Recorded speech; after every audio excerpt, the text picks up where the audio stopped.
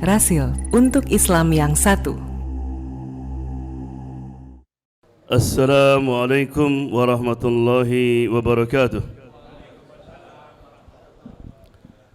Bismillahirrahmanirrahim. Alhamdulillahirabbil alamin wassalatu wassalamu ala sayyidina Muhammad wa ala alihi washabbihi ajmain. Rabbi shrah li sadri wa yassir li amri wahlul 'uqdatam min lisani yafqahu qawli. A'udzu billahi minasy syaithanir rajim. Bismillahirrahmanirrahim. Yusabbihu lillahi ma fis samawati wa ma fil ardil malikil quddus al-malikil quddusil azizil hakim. Huwa alladhi ba'atha fil ummiyina rasulan minhum يتلو عليهم آياته ويزكيهم ويعلمهم الكتاب والحكمة وإن كانوا من قبل لفي ضلال مبين. Sadaqallahul Azim. Pertama, saya ingin mengucapkan terima kasih kepada Akhi Fahmi. Dan juga mari kita doakan Abu Ammi Abdul Qadir yang Allah telah memberikan bonus. Sekarang saya dengar umurnya 84. Subhanallah. Kata Nabi kan, a'mar ummati bain sittin wa sab'in. Umur umatku antara 60 dan 70. Kalau orang sampai 70 ke atas berarti dikasih bonus. Nabi mengatakan khairukum man tala umruhu wa hasuna amaluh. The best among you yang panjang umurnya dan banyak amalnya. Di samping itu juga Masya Allah, beliau meninggalkan apa yang disebut oleh Nabi, Idza mata ibnu Adam in qata amaluhu illa min thalath. Di antaranya waladun salihun. So, alhamdulillah laqad taraka aulad salihin. Ayat mujahidin wa munfiqin. Nama saya Muhammad Joban, saya lahir di Purwakarta. Kemudian dulu belajar di Al-Madrasah Al-Arabiyah Al-Islamiyah di bawah Ustaz Muhammad As-Sigaf di Purwakarta. Kemudian saya belajar di IN yang sekarang UIN Jakarta Ciputat. Kemudian saya pergi ke Mesir, belajar di Azhar, mengambil Fakultas Usuluddin, jurusan dakwah wa thaqafah Islamiyah. Di samping itu juga saya pernah menjadi penyiar Radio Kairo selama 5 tahun. Kemudian saya pergi ke Amerika. Saya tinggal sekarang ini di kota Redmond di Washington State, bukan Washington DC. Dari tempat saya ke Washington DC kalau naik mobil itu 5 hari. 5 hari, tapi pakai darat bisa. Jadi Amerika ini luas. So, alhamdulillah saya dulu tinggal di the capital of Washington, Olympia. Itu banyakkan waktu itu masyarakatnya masyarakat refugi dari Kamboja. Jadi mereka bisa membangun yang disebut dengan small Muslim village.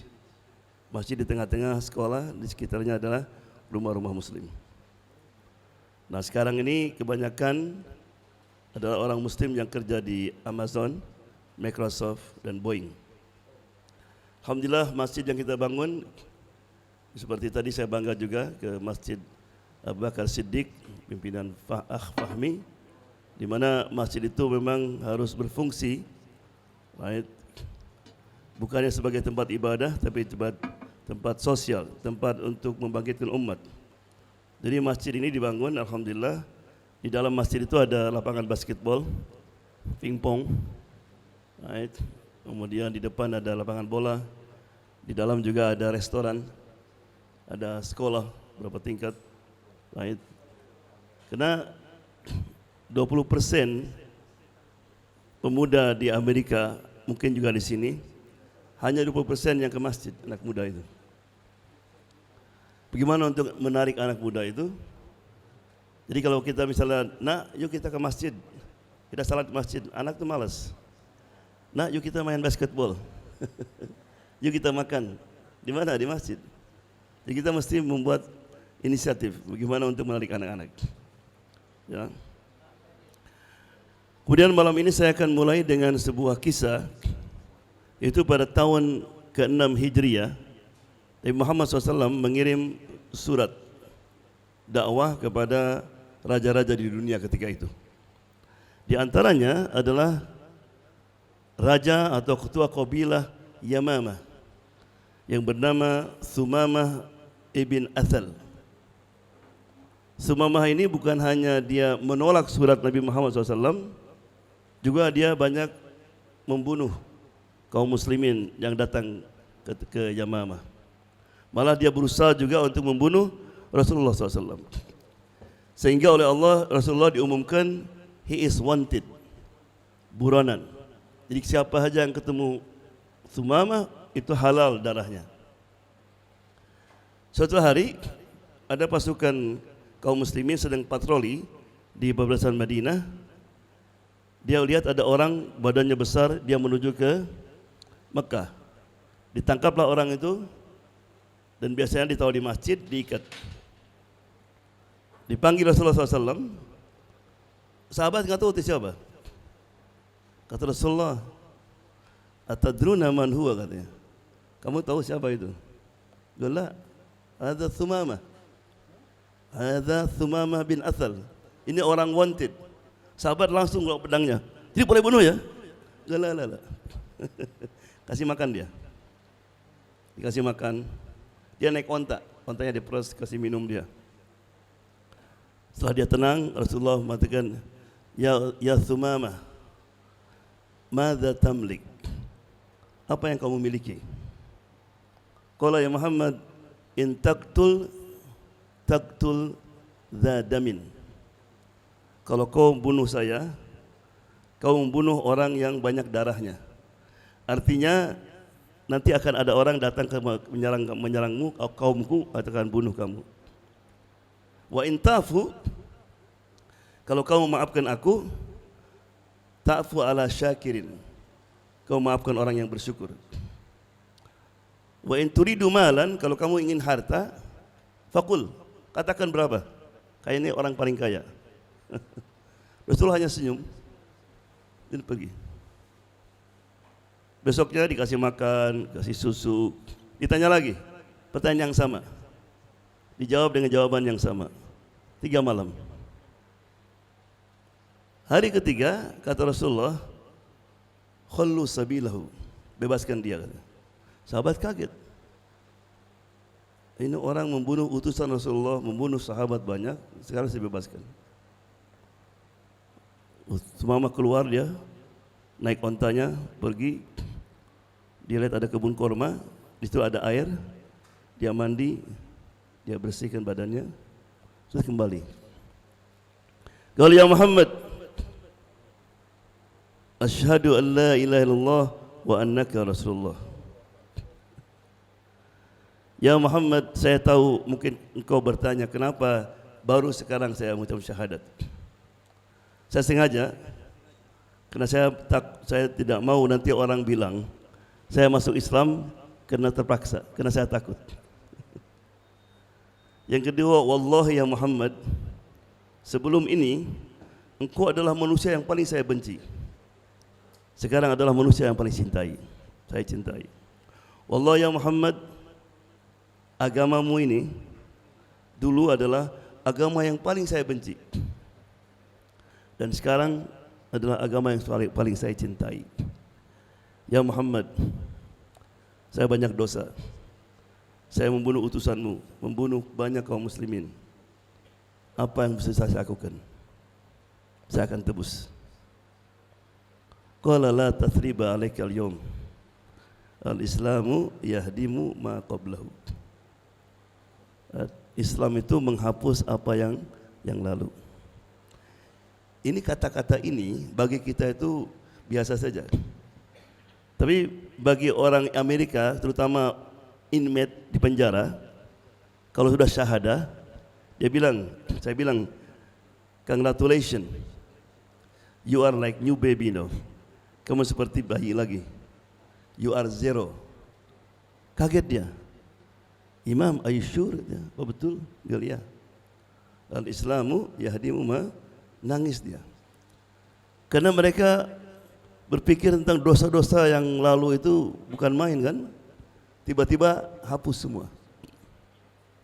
Kemudian kata Sumamah, ya Rasulullah, ketika saya ditangkap, niat saya mau pergi umroh cara dia. Kata Nabi, teruskan perjalananmu, tapi kamu belajar dulu bagaimana umroh secara Islami.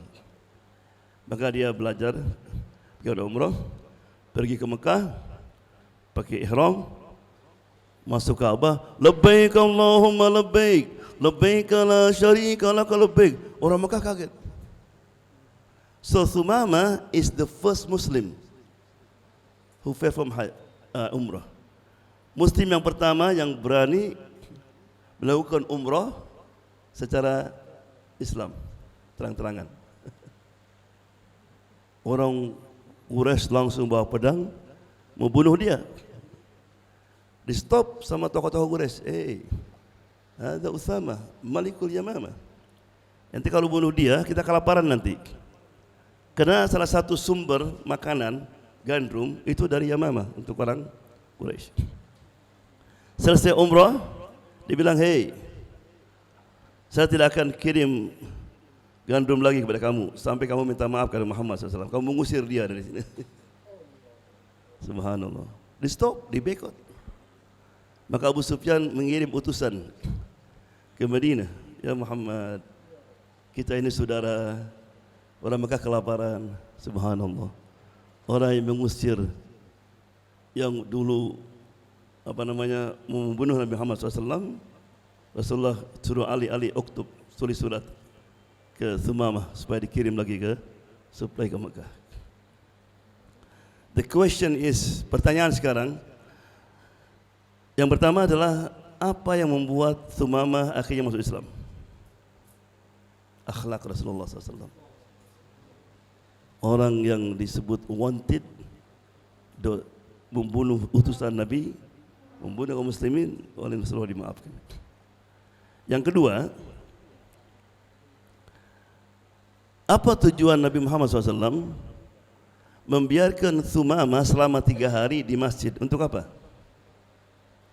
Untuk melihat bagaimana sahabat itu berinteraksi satu sama lain. Dia melihat ruhul mahabbah wal ukhuwah yang tidak pernah dia lihat. Right? Oleh karena itu maka sering orang Amerika itu yang masuk Islam, dan saya Kate Steven masuk Islam, dia pernah keliling dunia.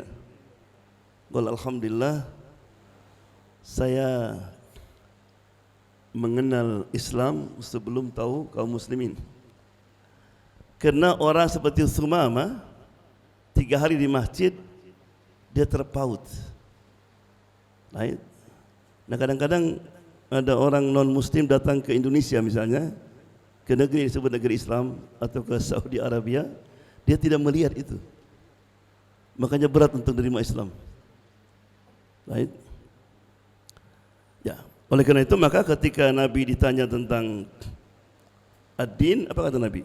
Ad-dinu al-mu'amalah. Din adalah mu'amalah.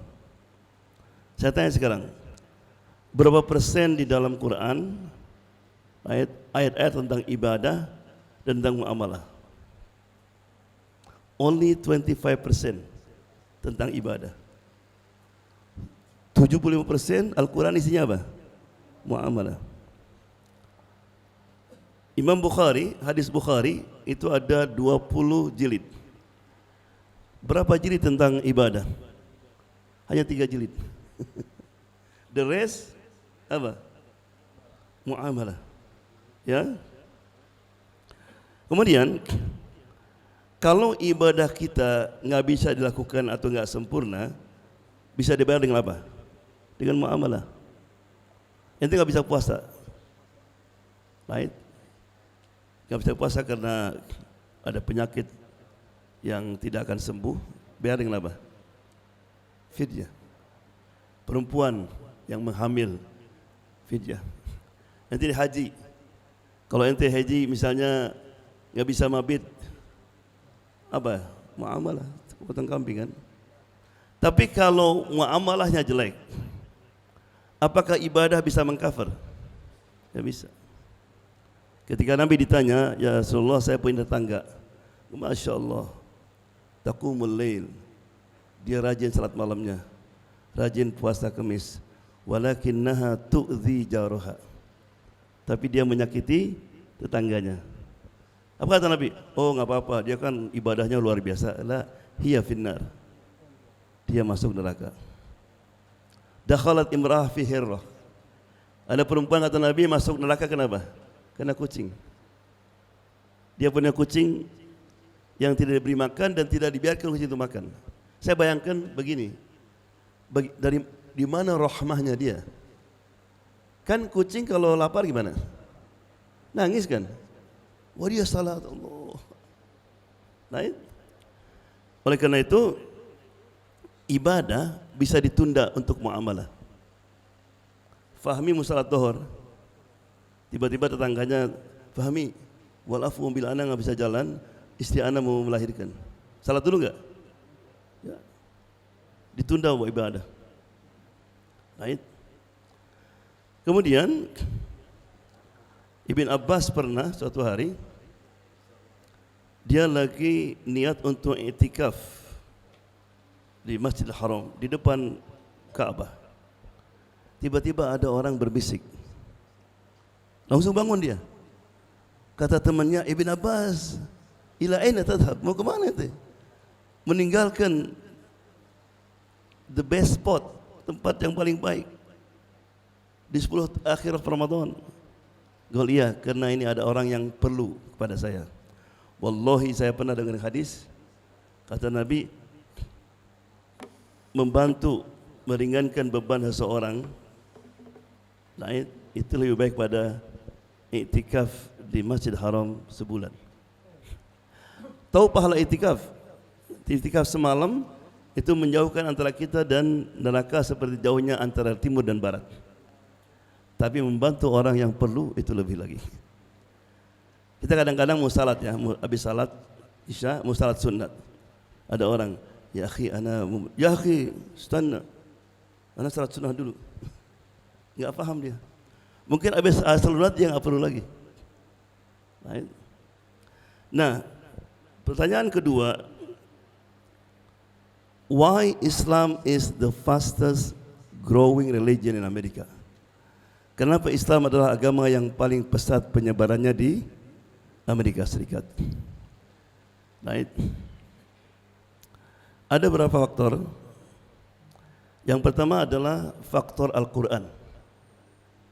Jadi Quran ini kadang-kadang saya kehabisan stok.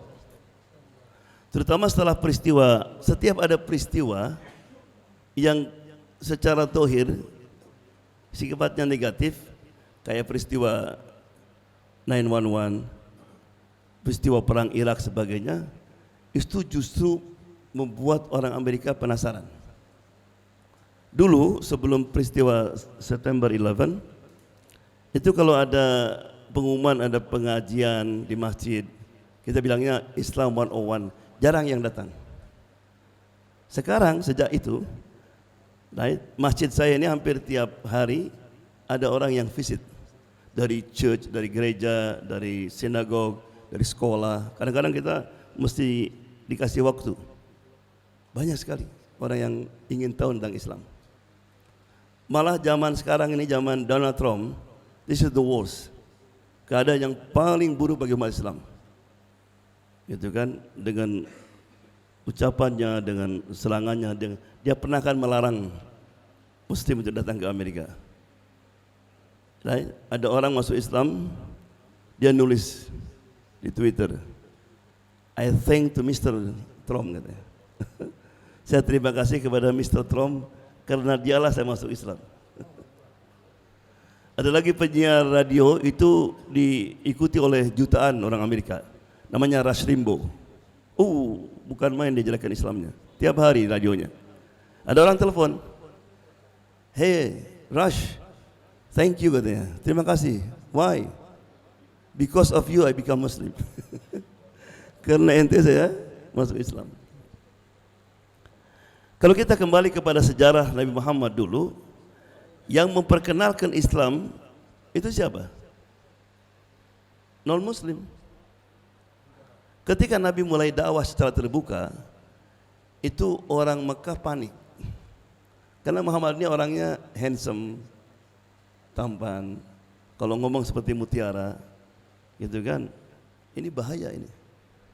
Karena kan tiap musim haji banyak orang dari Yaman, dari Syam, mana-mana. Jadi kalau ada musim haji, selalu ngirim juru bicara ke pintu masuk Mekah. Dia ada orang dari Yaman misalnya, stop. Sebelum kamu masuk ke Mekah, hati-hati. Di Mekah ada orang gila. Right? Kalau Fahmi bilang sama anak, "Gal Ustad, di antara yang hadir ini ada yang majnun." Kira-kira dalam pikiran anak apa? Anu mana ya? Yang mana? Kita anak lihat-lihat. Ingin tahu kan? Sama juga seperti itu. Makanya Abu Dhar masuk Islam itu karena Abu Jahal. Abu Dhar ada hubungan bisnis dengan Abu Jahal. Kata Abu Jahal, "Hei Abu Dhar, mulai sekarang kalau selesai bisnis dengan saya, cepat pulang ke Yaman." "Kenapa?" "Fi wahad majnun," kata. Orang gila. Dikenal namanya Al-Amin. Abu Dhar keluar dari rumahnya, tapi berpikir, ini kok hebat sekali orang majnun nih, sampai diumumkan di mana-mana. Karena dia menghargai Abu Jahal, nggak mau nanya dia. Pergi ke sumur Zam-Zam. Situ aja. Sehari. Pagi-pagi Nabi mau minum rupanya, pergi ke sumur Zam-Zam. Dilihat ada orang. Zaman itu orang itu tahu orang itu bukan orang Makkah dari sorbannya. "Qala man anta?" "Qala ana Abu Dhar min Bani Ghifar." "Min aina?" "Qala min al-Yaman." "Ente ngapain di sini pagi-pagi?" katanya. "Shh, saya lagi mencari seseorang namanya Al-Amin." "Qala ana." Langsung bilang, "Ma hadza biwajhin majnun." Kalau ente ketemu orang gila gimana pertama kali? Hehehe. "Qul man anta?" "Qala ana Rasulullah sallallahu alaihi wasallam." "Isma'ani," katanya. Coba apa yang Allah sampaikan. Nabi baca, "Yasin wal Qur'anil Hakim innaka laminal mursalin." Baca terus. Mana mungkin orang majnun bisa menyusun kata-kata yang seindah ini. Fa aslam, masuk Islam, ya, dan akal kaumnya. Sekarang sama juga. New York Times, Fox News, di Amerika semua itu, di Eropa semua mengatakan Islam teroris sebagainya. Apa yang terjadi? Sebaliknya. Nah, sebelum saya teruskan, kita kadang-kadang suka aneh ya. Kenapa kok orang kayak Abu Jahal, Abu Sufyan, orang-orang Arab ini dari pertama kali gak mau terima Islam? Saya tanya sekarang, kalau Fahmi punya tetangga, dia bertetangga selama 40 tahun, orangnya baik, jujur, gitu kan, akhlaknya baik. Suatu hari ngetok pintu, "Fahmi, tadi malam ana di gunung menerima wahyu. Oleh karena itu sejak hari ini ana bukan saja teman ente, tetangga ente, tapi ana siapa? Rasulullah SAW." Kira-kira jawaban ente gimana? Ente makan apa tadi malam? Nah, orang Arab sama. Tapi ada satu yang tidak bisa dia ingkari. Apa itu? Ya. Coba saya tanya sekarang. Tetangga 40 tahun, sekarang ngaku Nabi kan? Mereka bilang, tapi ada satu yang tidak bisa diingkari. Apa itu? Orang Arab menolak Nabi Muhammad SAW, right? Karena saya tahu bayinya, tahu Muhammad. Assalamualaikum warahmatullahi wabarakatuh. Ahlan wa sahlan wa min kamalak. Alhamdulillah tasyrafna. Coba siapa yang jawab? Ada satu hal yang mereka secara internal mengakui ini benar dari Allah. Apa itu?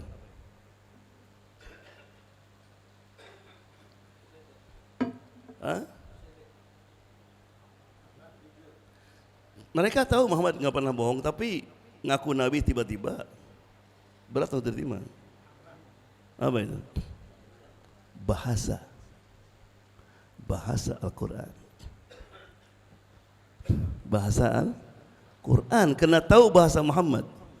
Mereka ahli syair. Ini yang disampaikan oleh Muhammad, ini tidak mungkin dari manusia. Makanya salah satu yang tidak bisa kita nikmati, kita tidak bisa menikmati Quran karena tidak memahami bahasa Arab secara mendalam. Orang Quraisy itu dari sangat kagumnya dengan bahasa Al-Quran, kadang-kadang malam-malam suka nyuri-nyuri itu. Ingat kan hadis kan? Kalau Nabi lagi tahajud, Abu Sufyan, aku dengerin, Abu Jahal. Kadang-kadang lupa sampai siang. Lagi apa di sini kan? Nah, itu segi bahasa. Nah, sekarang pengaruh Al-Quran terhadap orang Amerika ini apa? Yang pertama, mereka kagum dengan Al-Quran bukan dari bahasa, karena mereka tidak bahasa Arab, tapi dari penemuan-penemuan ilmiah atau discoveries yang ada dalam Quran yang impossible ditemukan pada zaman Nabi Muhammad SAW, seperti Big Bang Theory, DNA, gitu kan, tentang kehidupan laut. Maka ada waktu saya di Mesir tahun 86, itu Fir'aun sakit. Ada yang pernah ke Mesir ya? Kalau kita pergi ke museum, itu kita lihat ada 11 Fir'aun, disebut Ramses. Orang tidur aja gini, tidur. Sakit maksudnya kalau nggak diobati, itu mungkin telinganya jatuh dikit atau mata jatuh dikit.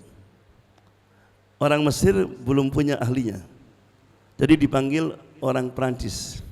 Satu tim dipimpin oleh Maurice Bucaille, Dr. Maurice Bucaille. Datang ke Mesir, sebelum dikasih obat, diambil sampel dulu, diinjeksi, ambil. Mereka kaget karena Ramses yang kedua, ketika diambil sampel itu banyak unsur garamnya, yang lainnya nggak ada. Ditanya sama orang sini, orang Mesir itu, dibilang why? Dibilang karena inilah Fir'aun yang matinya tenggelam di laut. Bilang sebentar, menurut Taurat, Bible, dan buku-buku sejarah tentang Mesir, itu semuanya sepakat bahwa Fir'aun drowning, Fir'aun tenggelam. Tidak ada satupun yang mengisahkan tentang badannya kemana, nggak ada. Kata orang Mesir, ada buku yang lain. Buku apa? Buku orang Islam, namanya Quran. Akhirnya dibuka, ditunjukkan, itu surat Yunus ayat 90 tidak salah. Allah mengatakan, al-yawma nunajjika bi badanika litakuna liman khalfaka ayah. This day, hari ini kata Allah, aku selamatkan badanmu hai Fir'aun. Karena orang Mesir mempunyai kepercayaan bahwa Fir'aun Tuhan, nggak akan mati. Dia naik ke langit. Kata Allah, this is your God. Ini Tuhanmu mati. Litakuna, untuk jadi pelajaran bagi generasi yang akan datang. Maurice Bucaille berpikir antara Muhammad sallallahu alaihi wasallam dengan Musa alaihissalam itu kurang lebih 3000 tahun. How did Muhammad know? Dari mana Muhammad tahu? Kalau Muhammad misalnya membaca dari Taurat, kata Taurat tenggelam semua. Akhirnya dia bilang, saya mesti belajar buku ini. Pergi ke Yaman, ke Sudan, belajar bahasa Arab. Karena saya ingin mengetahui Al-Quran dari bahasa aslinya. Setelah 5 tahun, dia ngerti bahasa Arab. Kemudian dia baca Quran dengan tujuan satu aja. Ingin menemukan suatu ayat yang bertentangan dengan sains. Dia bilang, I couldn't find, saya nggak ketemu. Akhirnya masuk Islam. Saya ketemu waktu itu sebagai penyiar radio, saya interview dia. Dan kemudian mengarang buku. Bukunya Al-Quran, The Bible and Science. Bukunya diterjemahkan juga kalau tidak salah ke dalam bahasa Indonesia. Ya. Jadi dan banyak kisah-kisah tentang orang Amerika yang masuk Islam karena Al-Quran. Ada lagi kisah yang menarik. Jadi di sana juga ada jamaah tabligh aktif juga. Datang ke masjid saya, satu orang putih Amerika, satu lagi kayaknya orang Meksiko aslinya. Saya bilang, kamu gimana bertemu ini? Katanya. Saya hobi saya kalau ketemu orang Amerika tentang how you become Muslim, bagaimana masuk Islam.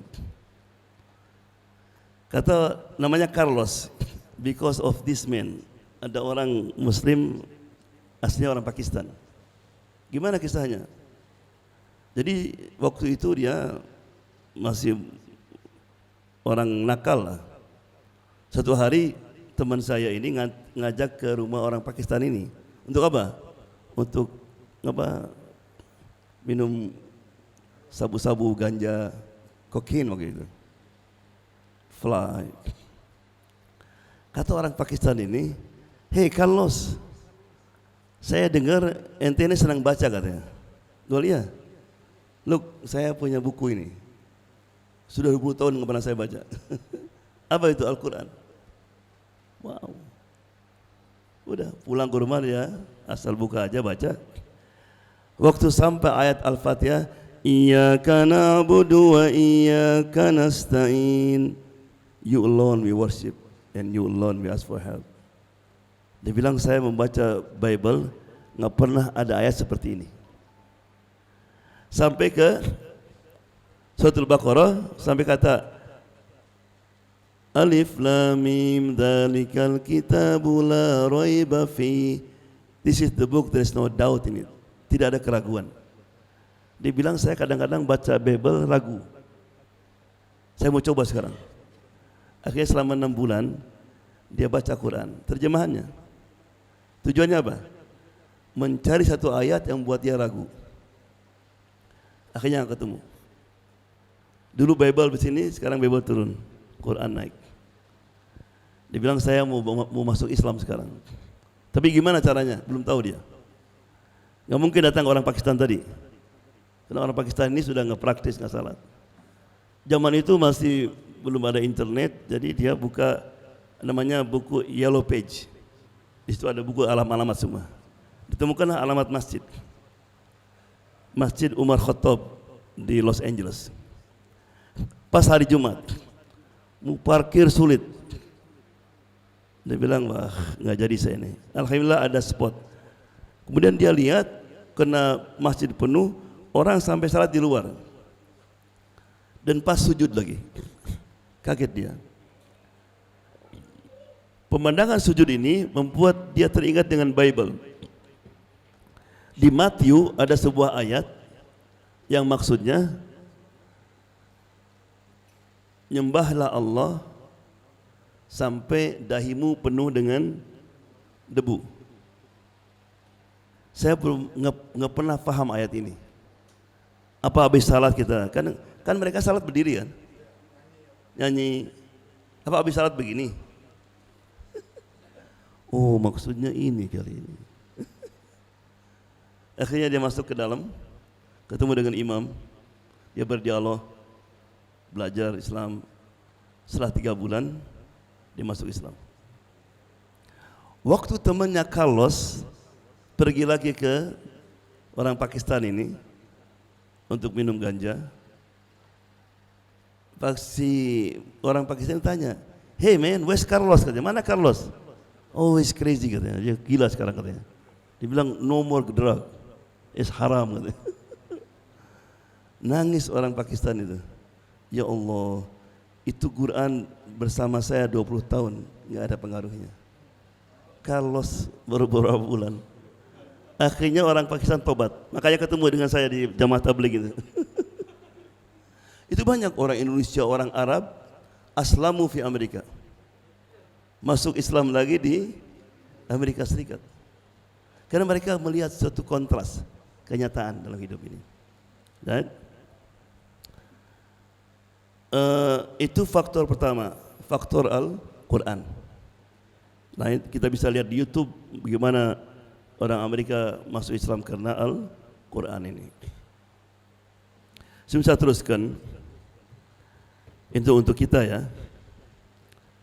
Kemarin tadi di masjid ada orang tanya, "Ustadz, kenapa di Indonesia ini kok orang yang tahu agama kadang-kadang menteri agama kok bisa korupsi, nipu, padahal dia ada yang hafid kadang-kadang." Saya jawab begini, kadang-kadang kita baca buku itu sangat menyentuh hati, meskipun nggak masuk akal. Kadang-kadang kita baca buku nggak nyentuh hati, tapi nyentuh akal, karena sangat ilmiah. Nah, Quran ini adalah sebuah buku yang seharusnya menyentuh hati dan akal. Apa dalilnya? Allah mengatakan dalam surat Muhammad, "Afala yatadabbaruna al-Qur'an am ala qulubin akfaluha." Maksudnya, what wrong with you? Apa salahmu nih? Kenapa kamu tidak mentadabburi Al-Quran? Apakah hatimu sudah kunci? Hati. Dalam surat An-Nisa, Allah mengatakan sama awalnya, "Afala yatadabbaruna al-Quran walau kana min indi ghairillah lawajadu fihi ikhtilafan katsira." Kenapa kamu tidak mentadabbur Quran? Andaikan Quran ini bukan dari Allah, akan terdapat apa? Banyak kontradiksi. Untuk menemui kontradiksi mesti dengan apa? Dengan otak. Nah, pertanyaan sekarang, Al-Quran di Indonesia atau pengaruhnya itu kepada otak-otak orang Indonesia kebanyakan atau hati?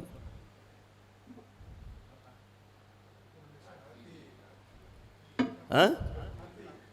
Hati? Kalau hati keadaannya enggak begini. Akal artinya intellectually they accepted. Tanya orang pemabuk, orang koruptor, ya kitabmu apa? Quran. Dari mana Quran? Dari Allah Subhanahu wa taala.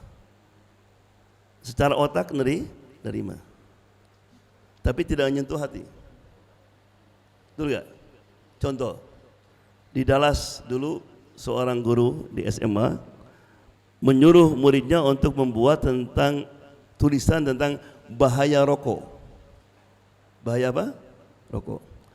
Yang menang seorang siswa Muslim, namanya Ahmad. Dia bisa membuktikan bahaya rokok, pengaruh rokok, akibat rokok, kanker dan sebagainya. Tapi dia merokok. Secara otak, intellectually, dia mengakui rokok itu bahaya, tapi tidak menyentuh hati. Makanya Al-Quran, "Dzalikal kitabu la raiba fi." Apa setelah itu? "Hudan lil muttaqin." Guidance. Untuk siapa? Untuk setiap orang. Muttaqin. Betul enggak? Saya dzakkaru man yakhsha. Hanya orang yang ada khasyah. Makanya dulu tahu Abu Nawas ya? Atau Bahlul, tahu Bahlul? Tahukah Bahlul itu sebutnya seorang ulama besar, alim min auliyaillah. Sekarang kuburannya masih ada. Baik. Oleh karena itu orang-orang ke zaman itu kalau punya anak dikasih nama Bahlul, supaya pintar kayak Bahlul itu. Tapi setelah besar, kebanyakan anak itu nakal-nakal. Makanya akhirnya kan kena nakal, ya Bahlul Talia. Nah orang kira, oh berarti ini orang bodoh, orang nakal nih. Akhirnya menjadi bahasa untuk orang yang nakal terbalik. Karena arti itu bisa, sekarang saya tanya sekarang, kata-kata diamankan bagus gak? Bagus diamankan, tapi setelah Gestapo PKI, itu kata-kata jadi jelek. Diamankan berarti apa? Dia orang bersalah, padahal sebenarnya kata-kata itu bagus. Demikian juga Bahlul. Nah Bahlul ini pernah juara tengkorak, 3 tengkorak. 1 gratis, yang 2 harganya murah, yang terakhir mahal sekali. Kena Bahlul orang lewat saja. Tiba ada yang penasaran, ini kenapa kok harganya beda, tengkoraknya sama. Hei Bahlul, kenapa ini kok beda harganya? Nanti yang mau tahu, gol ya. Coba ambil tusuk sate, ambil tusuk sate, dimasukkan ke telinga tengkorak yang pertama yang gratis. Itu asup-asup, nggak masuk. Si ada gratis, nggak bisa masuk, lihat. Yang kedua dimasukkan ke telinga kanan, keluar telinga kiri, lihat, makanya rohis. Yang ketiga begitu dimasukkan berhenti dia. Maka setiap ceramah mesti ada 3 manusia kan. Ada orang dengarkan ceramah tiap minggu, tiap Jumat, tapi nggak masuk. Tetap aja nggak ada perubahan. Betul, ada nggak? Ada. Yang kedua masih mending, dia terima tapi samina wa asoina. Maka yang ketiga itu yang sama juga dengan Al-Quran tadi. Al-Quran belum nyentuh. Coba saya tanya, ketika Allah ngirim Musa dan Harun, idhaba ila fir'auna innahu tagha wa qula lahu qawlan layyina. Apa setelah itu? La'allahu yadhakkaru aw yakhsha. Khasyah. Bahkan kalau kita perhatikan tiap kunut di bulan Ramadan, di antara doa yang tidak pernah lewat imam Allahumma qsim lana min khasyatika ma tahulu bainana wa baina ma'syatik. Allah berikan kepadaku khasyah, sedikit khasyah. Sekarang kenapa anak-anak muda kita malas ke masjid, bandel, ada yang narkoba, kenapa? Enggak ada khasyah. Right? Ya. Itu faktor yang pertama, Al-Quran. Jadi kita mesti berubah. Jadikan Al-Quran sebagai the best friend. Right? Kalau baca, orang munafik juga baca di Madinah.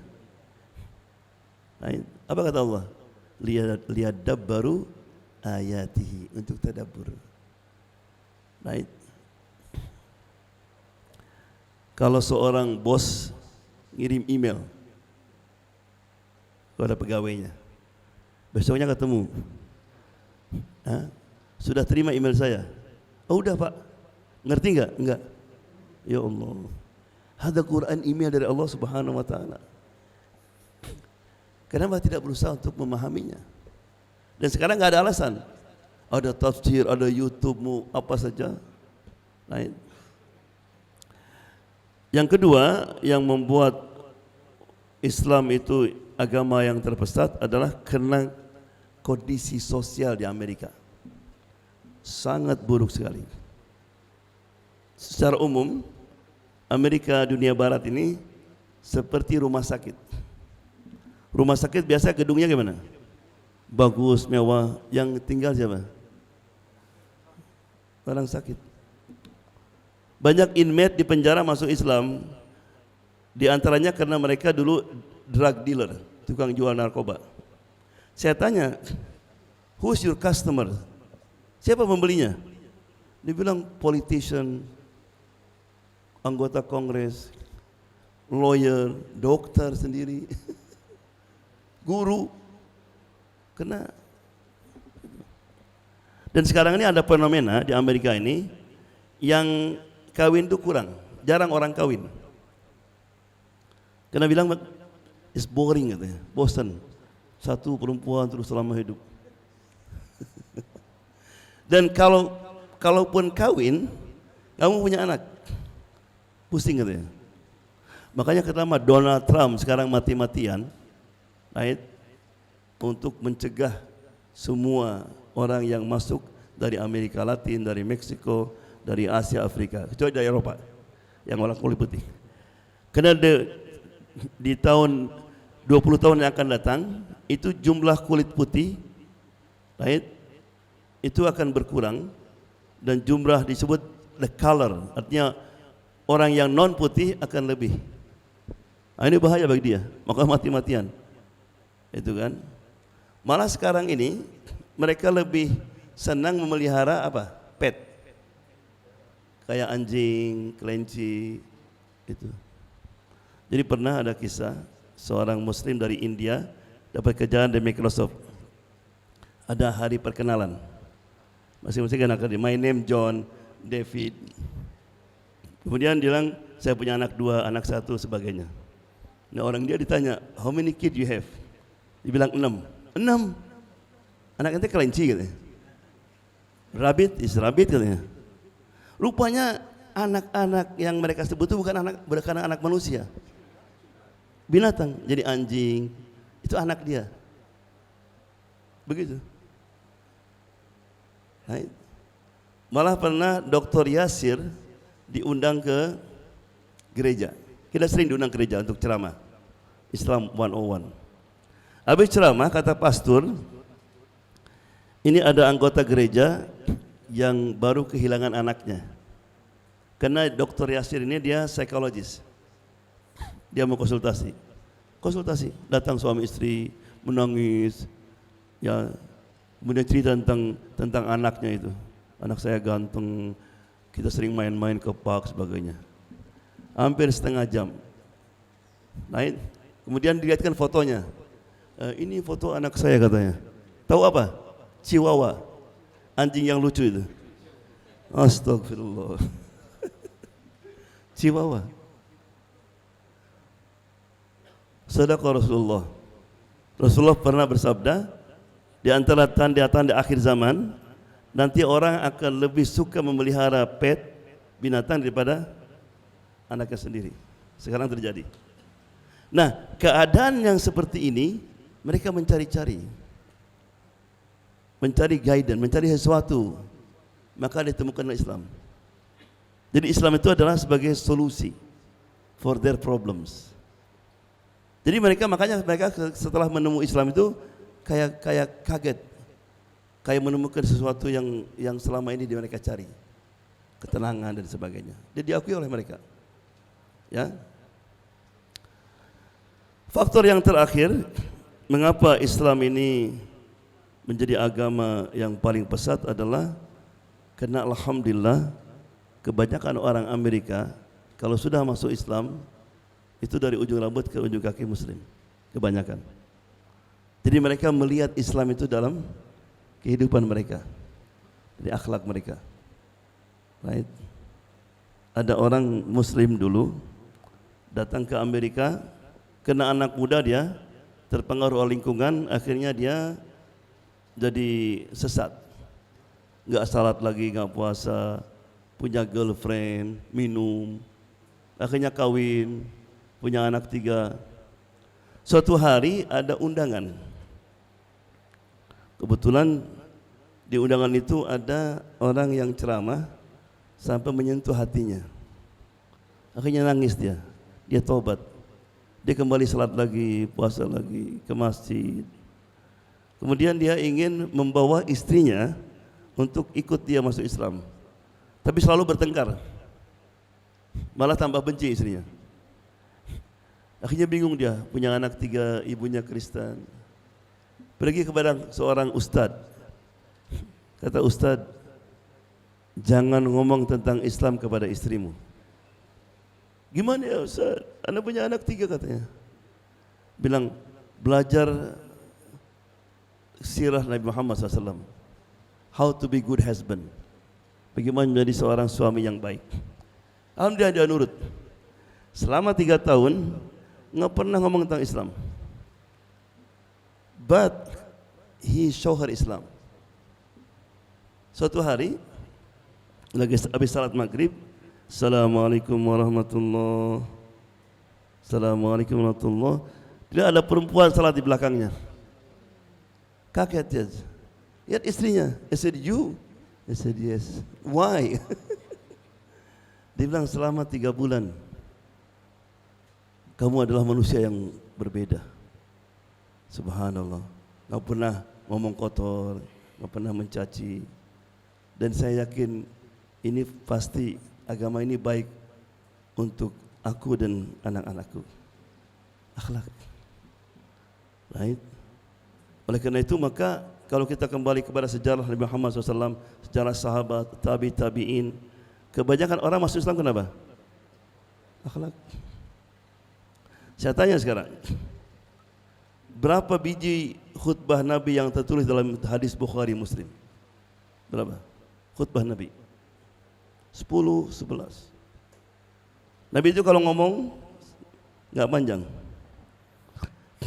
Bagaimana Nabi berhasil berdakwah? Dengan apa? Sohbah, companionship. Maka disebut sahabat. Ya? Nabi itu berdakwah berhasil kenapa? Bersahabat. Mereka melihat. Right? Makanya ada sebuah buku ditulis oleh Abbas Al-Aqad. Right? Bagus sekali itu. Muhammad sebagai seorang pemimpin, Muhammad sebagai seorang suami, pemimpin dan sebagainya. Right.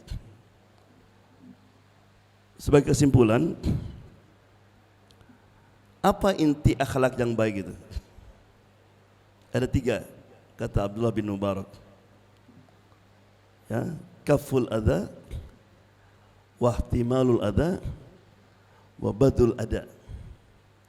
Yang pertama adalah tandanya orang akhlak baik itu kaful adha, tidak pernah menyakiti orang lain. Tidak pernah apa? Menyakiti orang lain. Nah, sekarang ini subhanallah, ya, orang kadang-kadang ngirim WhatsApp, nyakiti ulama, nyakiti orang-orang soleh. Dulu kalau orang nyakiti itu bisa didengar 1 orang saja. Sekarang bisa bahaya itu. Awas hati-hati yang ngirim WhatsApp ya. Karena mungkin kita meninggal itu masih terus muter di mana-mana itu. Kaful adha.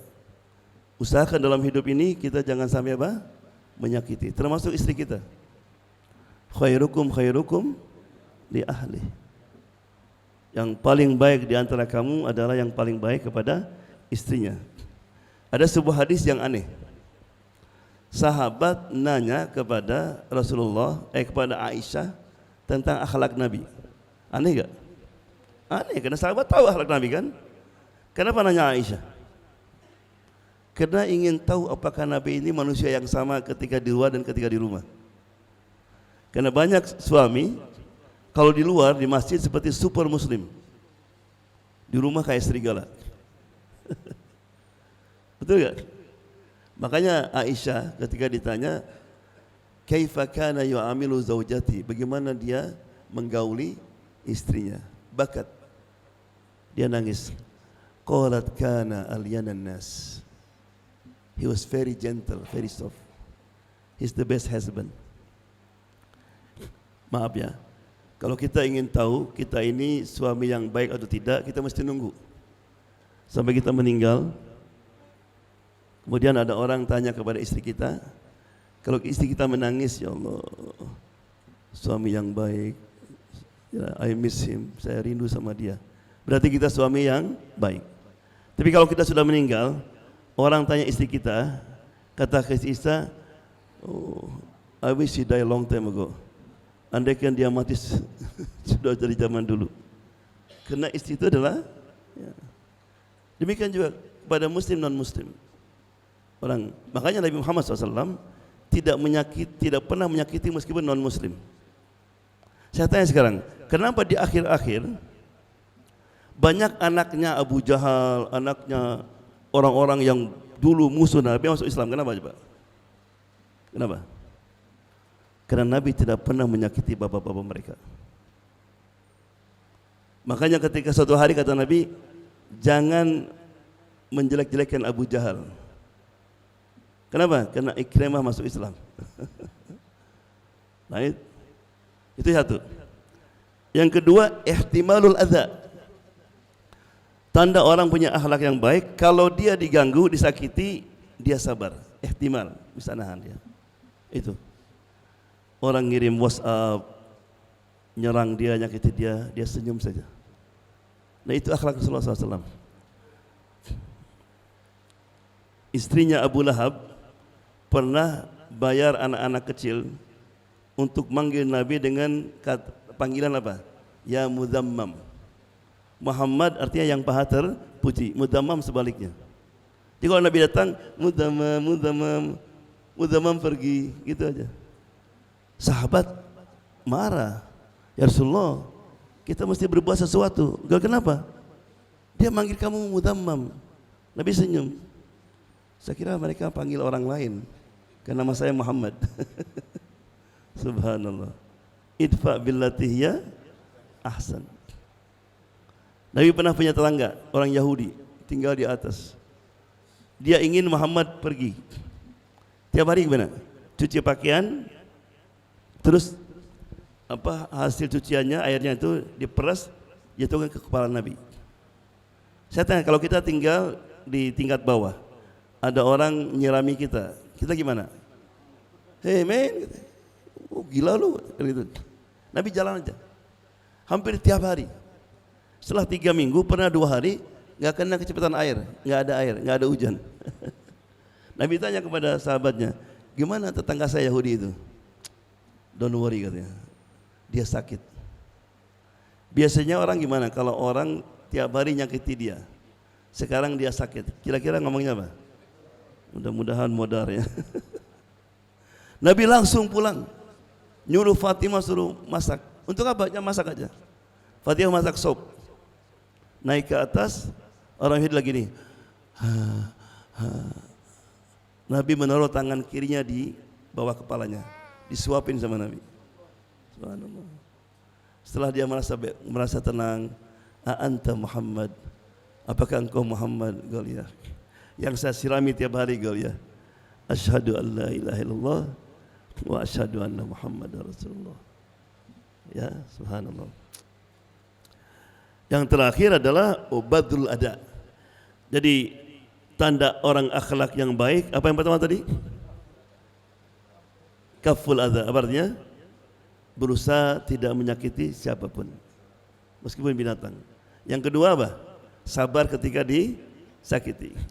Yang ketiga, badlul ada, artinya senang untuk share, untuk berbuat baik kepada siapapun. Itu 3 tanda orang yang akhlaknya baik. Sudah datang Ustaz? Ustaz sudah datang? Sudah datang Ustaz? Sudah datang? Dekat lagi. Oke. Kemudian insyaallah kita Ustaz Tengku ya. Saya ingin menyampaikan sebuah hadis. Nah, ini penting diperhatikan. Karena setelah sampai saya di Indonesia, itu ada fenomena yang berusaha untuk membuat umat Islam pesimis. Orang sekarang mulai takut dengan simbol-simbol tauhid, dengan khilafah Islamiyah, semua simbol keislaman itu. Baik. Saya bacakan hadis di sini. La yablughanna hadzal amr ma balaghal lailu wan nahar. Ajaran Islam ini akan mencapai apa yang dicapai oleh malam dan siang. Maksudnya apa? Tidak ada di dunia ini kecuali ada siang dan malam. Berarti apa? Akan capai kepada seluruh pelosok dunia. Wa la yatrukullah baita madarin wala wabarin. Tidak ada rumah, baik rumah itu yang bangunan atau rumah-rumah saung, kecuali akan dimasuki oleh Islam. Sebelum ditemukannya internet, WhatsApp sekarang ini, bagaimana ya? Tiap rumah diketokin. Sekarang kita kirim apa saja, diterima di semua rumah. Gitu kan? Ini hadis menunjukkan bahwa kita ini sekarang dalam bahasa Arab disebut fi asri tamhis. Saat penyaringan. Allah sudah menyeleksi kita. Siapa mukmin yang alal haq dan yang alal batil. Siapa mukmin yang sebenarnya dan mukmin yang palsu. Siapa ulama akhirah wa ulama dunia. Sekarang ini. Itu cara Allah. Maka saya melihat ini adalah suatu harapan yang luar biasa. Karena Allah kalau ingin membangkitkan ummah, itu mesti disaring dulu.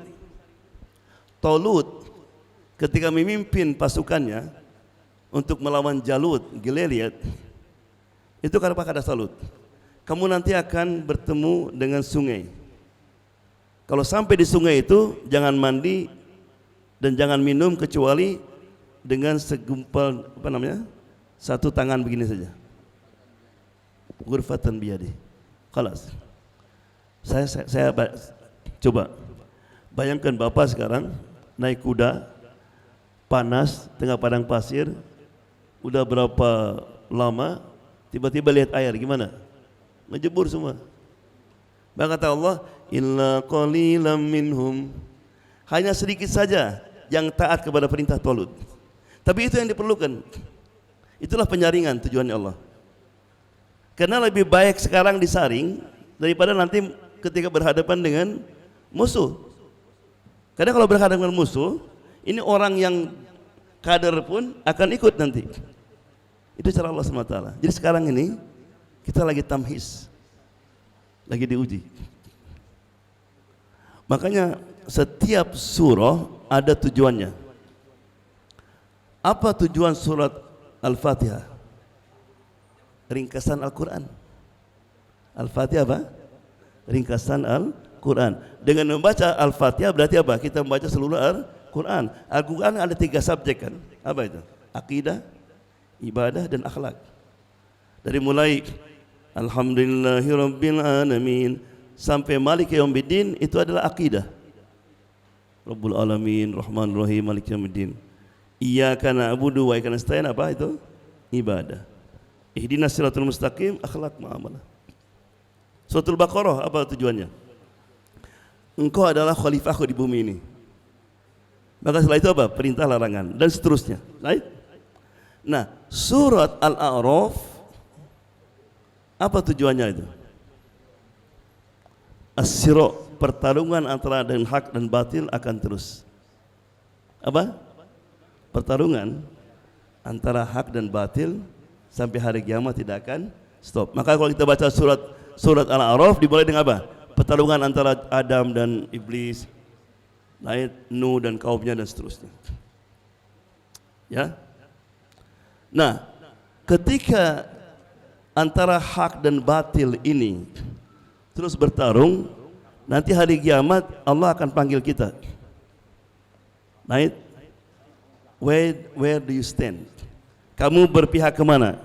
Ke hak dan atau ke batil? Paham tidak? Jadi ketika ada pertarungan antara hak dan batil, nanti hari kiamat Allah akan panggil kita, kamu ikut kemana? Hak atau batil? Right? Nanti ada orang yang di tengah-tengah. Ngerti gak? Yang di tengah-tengah, sangkanya selamat. Justru nanti hari kiamat oleh Allah dimasukkan orang batil. Jadi silent, diamnya melihat yang batil, right? Itu bukan berarti dia selamat. Saya tanya sekarang, di akhir surah Al-A'raf ada kisah Ashabus Sabt. Ashabus Sabt. Hari Sabtu tidak boleh apa? Tidak boleh memancing. Ketika itu manusia terbagi 3, yang memancing, yang tidak mancing tapi diam, yang ketiga apa? Yang memperingatkan kepada orang-orang yang mancing. Ketika dia terus memberikan kepada orang mancing, Yang di tengah-tengah ini berkata, hey man, biarkan saja, kenapa kamu pusing-pusing? It's not your business, bukan urusan ente katanya. Apa jawabannya? Ma'dziratan ila rabbi, nanti hari kiamat aku ada alasan. Ada apa? Alasan, I did my job. Betul gak? Makanya ketika Allah mengatakan falamma nasu ma dzukiru, setelah mereka lupa, Allah jadikan monkey, jadikan monyet. Siapa yang jadikan monyet? Siapa? Siapa? Orang yang mancing dan orang yang diam. Orang yang mancing dan orang yang diam. Jadi diam melihat kebatilan itu bukan berarti kita selamat. Hati-hati. Dan ini yang berbahaya. Saya mah start my business. Itu dalam Al-Quran. Right? Jadi Nabi selalu kita mesti optimis. Dan saya yakin inilah waktunya. Karena kita tanpa ada ujian seperti ini, mana kita tahu ulama yang benar dan ulama yang enggak benar. Ulama dunia akhirnya kapan kita? Right? Saya tanya sekarang, bagaimana cara tahunya seseorang itu sabar atau enggak? Caranya gimana? Hah? Enggak, kita ingin tahu di orang ini. Naik haji atau berlayar. Tahu enggak bahasa Arab? Berlayar apa bahasa dalam bahasa apa? Safar. Safar itu artinya mengekspos, memperlihatkan keaslian seseorang. Betul enggak? Nah, zaman sekarang ini alhamdulillah dengan keadaan seperti ini kita jelas sekarang, oh baru tahu sekarang yang saka dulu orang panutan sebagai kok begini. Tanpa itu nggak bisa kita. Right? Sebagai penutup ada sebuah ayat di Quran dalam surat Ar-Ra'd, right? Jannatu adni yadkhulunaha man salaha min abaihim wa azwajihim wa dzurriyyatihim. Nanti di surga ada yang namanya reuni. Apa Pak? Ini ayat mengatakan apa? Ada reuni, reunion di surga. Kata Allah, Jannatu adnin, yang akan dimasuki oleh siapa? Man solaha, orang-orang yang soleh, min abaihim, dari ayah-ayah mereka. Jadi kalau orang Indonesia nanti akan ketemu, ketika meninggal ketemu ayahnya. Ayah itu siapa? Itu kakekmu. Oh, itu kakek-kakekmu. Terus sampai mungkin 20. Itu siapa? Itu yang dulu Hindu masuk Islam. Oh, terima kasih karena ente kita semua muslim. Wa azwajim, dan ketemu dengan istri-istri kita, pasangan kita. Saya tanya Pak, nanti kata Allah di surga akan ketemu dengan siapa? Dengan istri-istri kita. Kalau Bapak disuruh pilih sekarang, ketemu lagi dengan istri-istri kita atau dengan bidadari, pilih mana?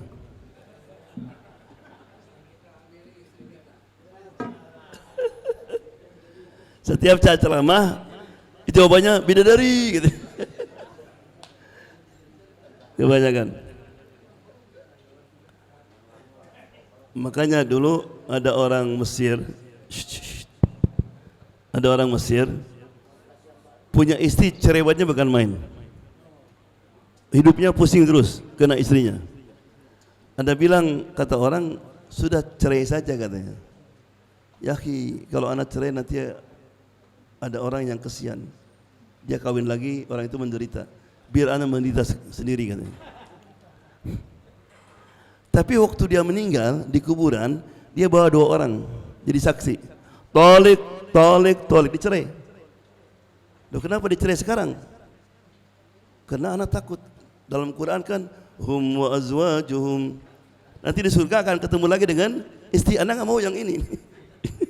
Udah musingkan di dunia, di akhirat lagi.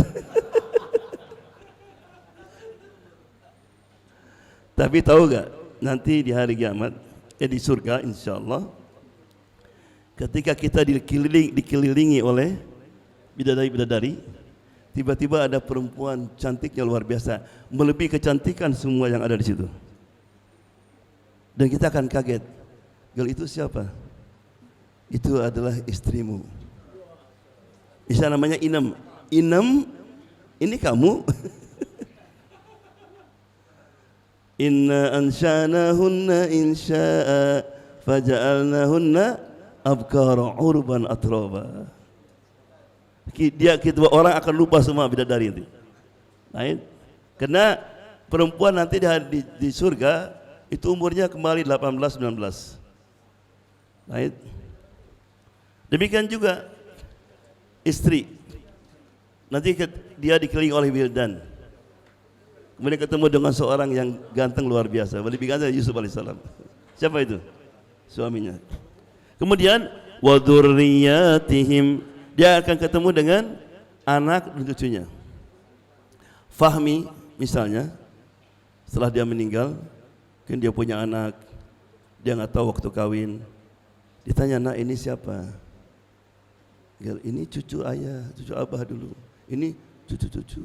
Terima kasih, Bah, karena abah dulu didik saya. Alhamdulillah selamat." Makanya hati-hati. Kalau kita gagal didik anak, ketika meninggal anak kita nggak soleh, itu nanti bukan dia saja yang tidak soleh, keturunannya nanti kan ikut. Saya pernah ketemu di New York, orang kerja di bakery, tapi namanya Ahmad, namanya Umar. Right? Tapi bilang assalamualaikum, hehe, ketawa dia. Islamnya hilang, karena orang tuanya itu.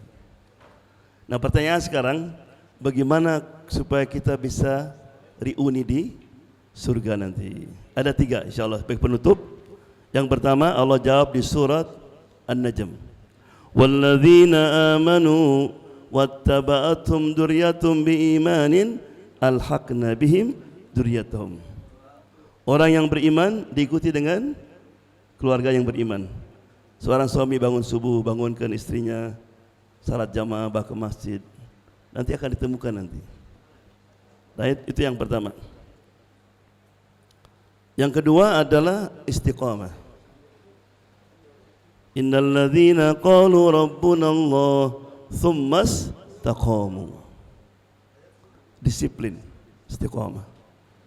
Oleh karena itu Nabi, apa doa yang paling banyak dibaca oleh Nabi? Apa?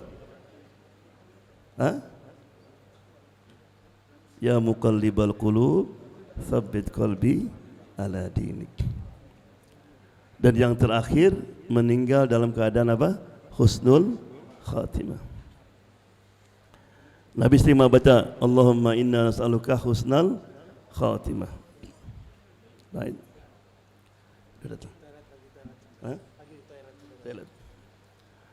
Di Mesir ada seorang anak, dia bawa ibunya habis dioperasi di kursi dorong.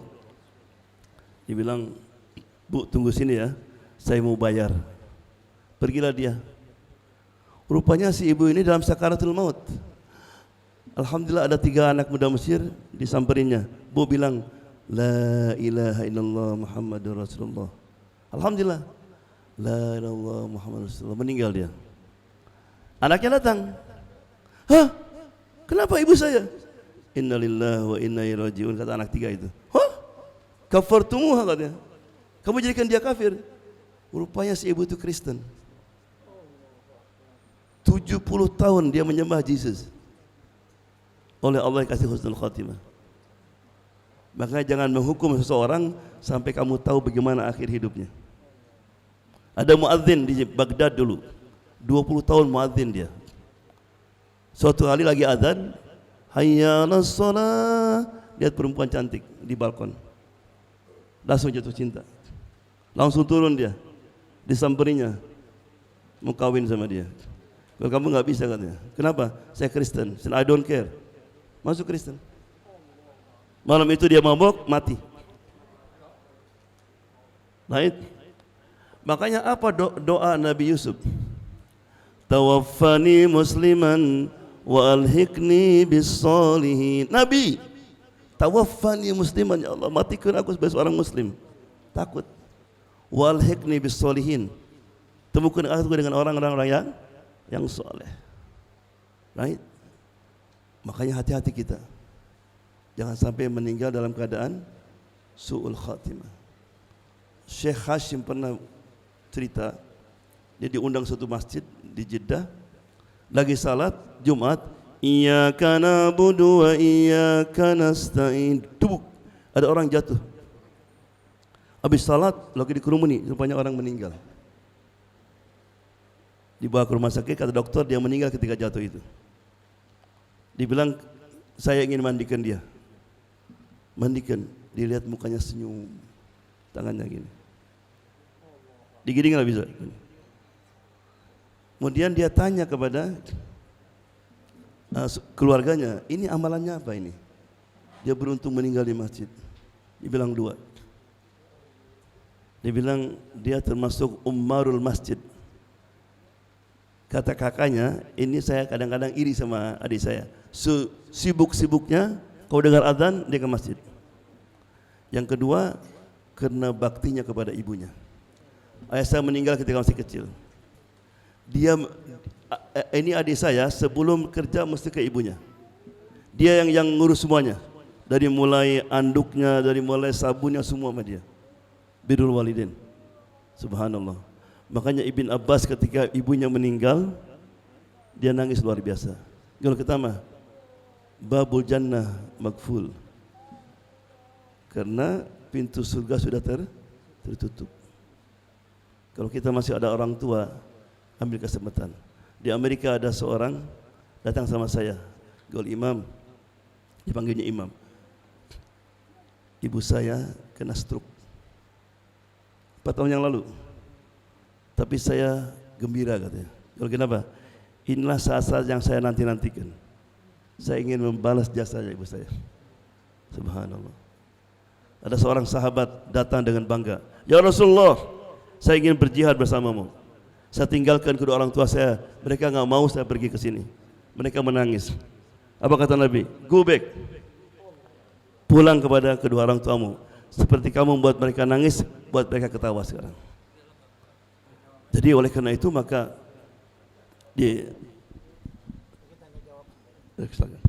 ya itulah cerita sekilas oleh-oleh yang saya dapat berikan. Mudah-mudahan ada manfaatnya. Wabillahi taufiq wal hidayah. Wassalamualaikum warahmatullahi wabarakatuh. Assalamualaikum warahmatullahi wabarakatuh.